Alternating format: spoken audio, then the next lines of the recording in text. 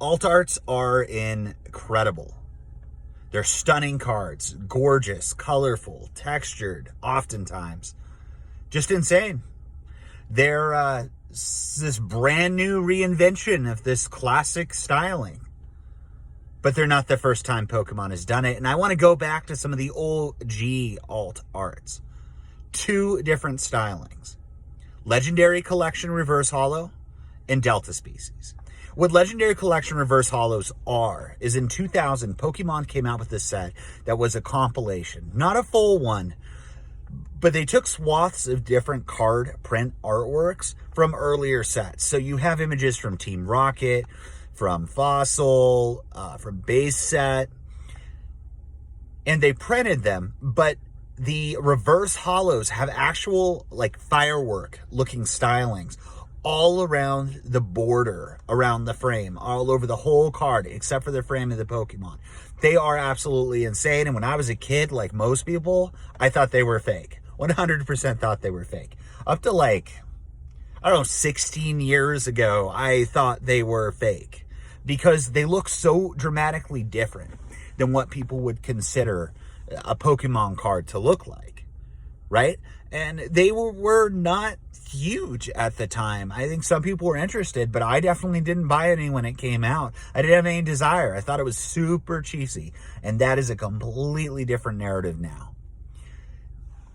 People are always looking for something different.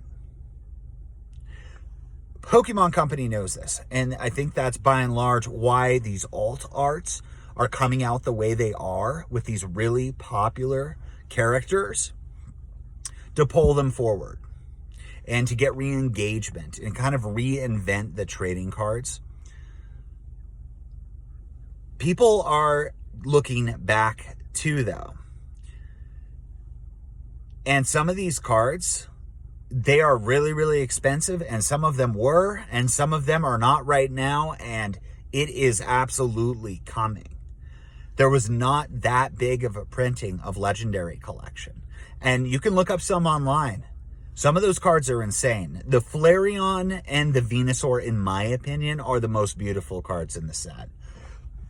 The Big Bad Fire Lizard, of course, is the most expensive one, which is true of a lot of different sets. But because it's so dramatically different, so scarce, from a era of the past where people didn't really take care of their cards and grade them. Most people didn't know what penny sleeves were. If they went in a binder, they were just going in as is. Condition is absolutely everything. And to get some of these cards and some of those really high grades, 9s and 10s, it's going to break the bank. But there's still a ton of them out there, especially raw and decent shape. And the prices are starting to move pretty much across the board. Similarly, with Delta Species, that was a new take on a previous styling as well. So looking at Sun and Moon, they have different Pokemon in different regions that are slightly different. The Alolan region from Sun and Moon, right? Like Ninetales, right? Ninetales is and always will be primarily a fire Pokemon. Same with Vulpix, the evolution line. The Alolan one was an ice Pokemon, which is mind-boggling. It was white instead of that orangish red color. They're doing it with the Galarian Pokemon in Sword and Shield, right? Galarian Moltres is a dark type instead of a fire type. But when they first did this, there were some things that were really unique about it. So Delta Species was this regional type of Pokemon that had different classifications than what it traditionally did. Like Charizard was electric, right? But they also made different types of holos for these. So you've seen it in later sets, but for a long time, this was the only time it happened with Delta, where the holo is actually the Pokemon itself and not the backing behind the Pokemon. That was holo. And then reverse holo had the stamp, was a similar styling, but it had the stamp of the set, kind of like a pre-release would look like.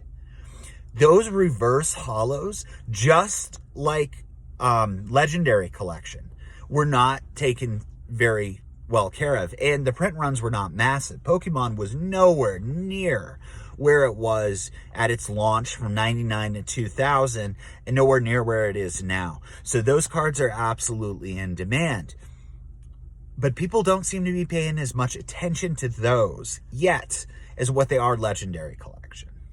They're not as flashy. They don't look as good when you take a picture of it. But up close, it's absolutely mind-boggling. When you turn those cards, the Pokemon itself just lights up. It's insane. And it's unique and it's different. And I think there is going to be a tremendous vintage market for most, if not all, of these Delta species variants. They absolutely sell. People absolutely want them. But the demand has not driven the prices up on some of these cards to those super, super high levels. Yes. All right. If we're talking about PSA 10s, they're popular enough and the super high-end collector base is small enough and there's a few enough of them printed where they carry enormous premiums. But I genuinely believe that 8s and higher in not too long of a time span are going to outpace percentage-wise most other Pokemon cards. Because I'm seeing the vintage market start to gradually move up, but certain segments are, and the segments less looked at are moving, and a generation is getting older as well. So right now we're running into the EX Delta species area, where a lot of these kids who were engaged in Pokemon at that time period, they're becoming adults. Or they are adults and they have money and they can buy cards. And what kind of happens is people get older, the different generations sort of pop. So base set popped, the Neo popped. I think EX Delta species, time-wise, it's time for it to pop. Legendary Collection is a different conversation, right? Prices went up, they went down, they're going crazy. They are super iconic, super classic. There will always be a market for it at a varying level. And some of those cards prices they're high, they're sort of realized. They're down because the market is down. When the market goes up, they will go back up. There's nothing like them ever. Delta species is pretty similar. And the market is not there yet. But I am starting to see the prices move on these. I'm starting to see the Charizard crop back up. It was down to 125. I think it's going to be at 250 pretty soon on a near mint. The Umbreon, the Evolutions, right? I mean, when Evolving Skies came off, that totally changed the game with the Eevees. The Evolutions, bringing them into the limelight. Umbreon, Espeon, those cards are already popular. Same with the original 3. But it's bringing a main stage, and they've always been backseat to the 3 Kanto starters. But especially those Evolutions Delta species. These cards are about to go nuts. Because what I'm seeing with Pokemon in these later sets, even in the game in Arceus, I don't know if you play Pokemon games. I play Pokemon games. And in Arceus, they did not have Kanto starters. There was no Charizard in it. So I'm making a complete assumption here, but I think Pokemon Center is trying to see if they can make games and make product without the big bad fire lizard in a meaningful way.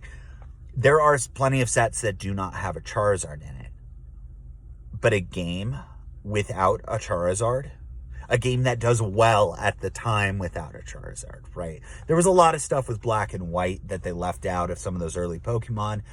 Black and White is a classic, incredible, but it was not popular at all at the time. Arceus is a completely different story. So I think we're going to be seeing a lot of these Kanto starters, or starters in general, from some of these early sets that have kind of carried titles.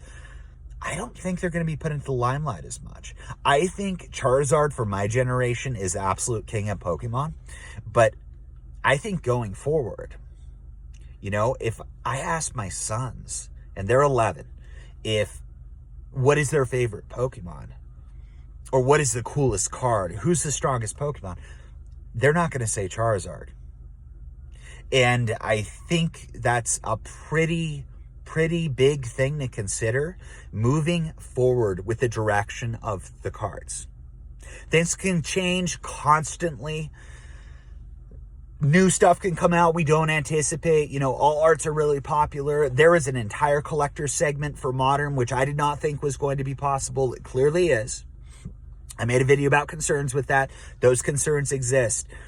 But it's undeniable that there's a complete collector's base of modern cards, and there is demand, and a lot of these modern cards are able to hold their prices over a fairly significant time period, where some of these other sets prior definitely haven't, not initially. But I'm starting to see these early sets creep up in the specific sort of unique styling that Pokemon does when they're doing something new, that they're doing now with alt arts, that they did with Delta Species and Celebrations Reverse Holo. And if you're looking at investing in cards, or if you want to get some cool cards for your collection, or if you want to start building in vintage, everybody will say base set. I say don't. There's a limited amount of time to be able to capture some of these extremely unique sets. Base set is iconic. It's the original. There's more of it than anything else printed. Delta Species and Legendary Collection are a different situation entirely.